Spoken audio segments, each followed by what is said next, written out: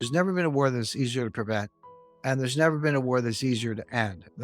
You could end this war in 48 hours or less. Having said that, I did expect that through a series of policy blunders and escalation, in this case, military escalation and political escalation, that this war would take place. And thank you for mentioning that, Danielle. That's from 2015. Go back to 2011, my first book, Currency Wars. The first two chapters of that are an economic war game. And then later in the book, around on page 250 or so, I have a whole section on Ukraine, Russia, and natural gas. So this has been brewing for a long time. You can go back to the 2008 Bucharest Declaration, but if you want to pick one thing, say, hey, when did this thing take a turn for the worse, Right. so that we were on a path to war? That was the color revolution sponsored by Obama and Biden, which was a coup d'etat. I mean, the president of Ukraine at the time, he was pro-Russian. He was nobody's idea of a nice guy, but he was duly elected. They had a democracy, and he was elected, and he had the plurality and a coalition of the parliament. And Obama set out to depose him, and they did. And they put in Poroshenko, who was a U.S. puppet.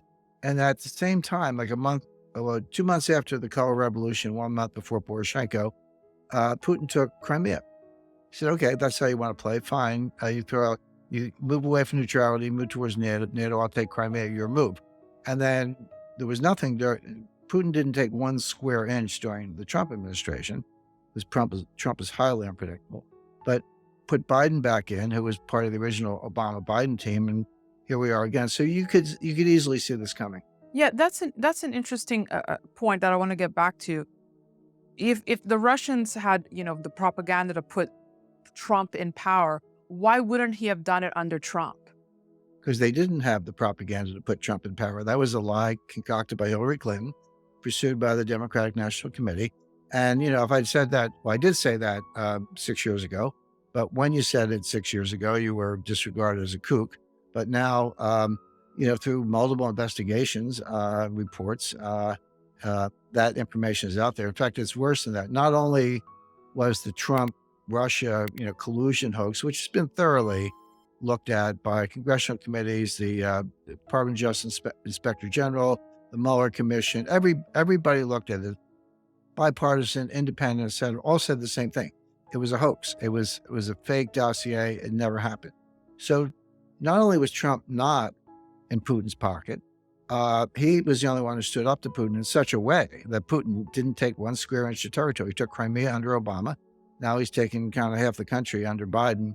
Didn't take anything under Trump. So that completely debunks that. But just to take it one step further, who is in the pocket of the Ukrainians, at least? And the answer is Joe Biden, because of Hunter Biden, who made millions of dollars from Burisma, the large natural gas company. Ukraine is ranked in the low 90s of the most corrupt countries in the world. In other words, it's at the bottom on a corruption list, with the most honest countries being on top. Ukraine is very close to the bottom. It's the most corrupt country in Europe, one of the most corrupt countries in the world. Zelensky's just another oligarch, just another phony. And he just banished 11 political parties that make up the rest of the parliament. He banned all their parties, arrested some of their leaders, took over the state media. He's got tens of millions, if not more, stashed away in the bank. So he's another corrupt. This thing about Zelensky's the new Churchill. I mean, give me a break. He's one of the most corrupt officials around. Just another oligarch. Now you can take sides, but to me, Putin's a dictator. Zelensky's a dictator. Pick your dictator. But this idea that he's some good guy Democrat is nonsense. I want to get back to your point when you said this war could be over in 48 hours. How would that play out for you? Well, it's a phone call, basically. I mean, Biden's kind of non-compos mentis, but somebody who can, string a few sentences together needs to call Zelensky and say, here's what we're going to do. You're not going to join NATO. Well, we'll get the NATO Secretary General, John Stoltenberg, to say that. You need to say it, and the U.S. will say it. So you're not going to join NATO. You're not going to join the EU. You can be independent in the sense of being autonomous, but you have to be neutral. And there are plenty of models for this. Finland during the Cold War, Austria during the Cold War, potentially Ukraine today. There's when you've got two great powers, whether it's the U.S. and Russia, or uh, the U.S. plus Europe and Russia confronting each other, the idea of buffer states, I mean, that's as old as, maybe if not history, at least the history of buffer states is several centuries old at this point. It's a part of what every international uh, strategist looks at. So Ukraine should be a buffer state. It should be neutral. That way, Putin has no reason to invade, and we have no reason to try to push the borders of NATO to a point slightly east of Moscow, which Moscow hasn't been attacked from the east since Genghis Khan.